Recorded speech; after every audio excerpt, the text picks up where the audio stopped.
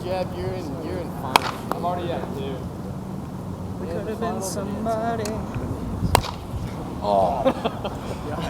Here you go. The final commands is a little bit.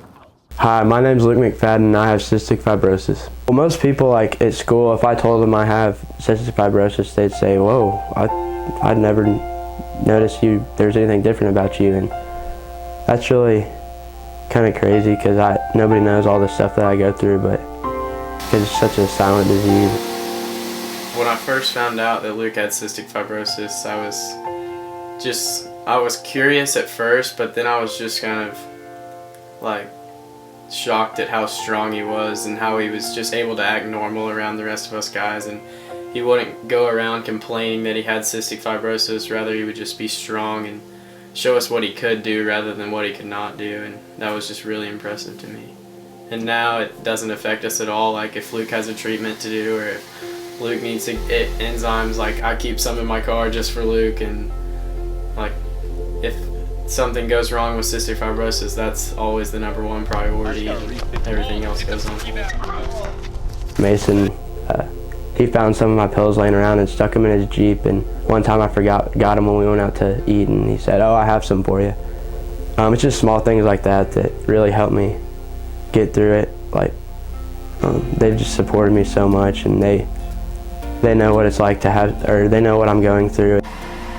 I know that if there's something I need to get off my chest, if I need to scream at something, if I need to, talk to him about, what's going on in my life, I can always, go to him. I can shoot him a text. I can give him a call, and I know that he's always going to be there, and he's always going to, help me with with everything that he can, and he's going to help me as best he can. Luke brings joyfulness, and even more joyfulness just because we know what he's going through 24/7. We always know how he's feeling. We know if there's something wrong, but we've never heard him say one negative thing about it. Always positive, always has a smile on his face.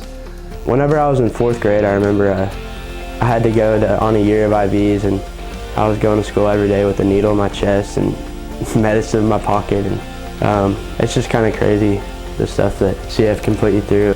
Growing up, we were on the same baseball team, and there were multiple times where he'd be on deck getting ready to go to bat, and he would just turn and he would just have to vomit. And then most kids at that point they'd want to quit, go back to the bench, but Luke would go up to bat and he'd battle through it. And that kind of sums up him as a kid.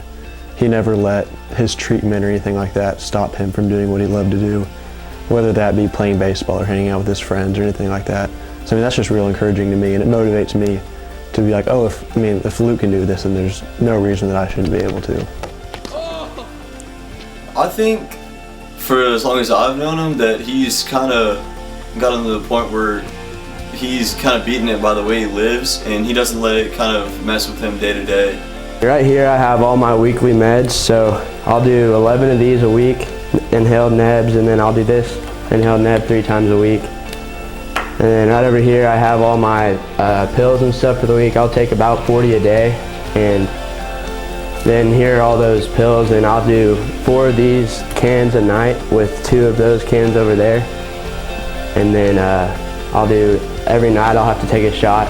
My parents do so much for me. They're just nonstop supporting me and loving me and helping me get through life as someone with CF.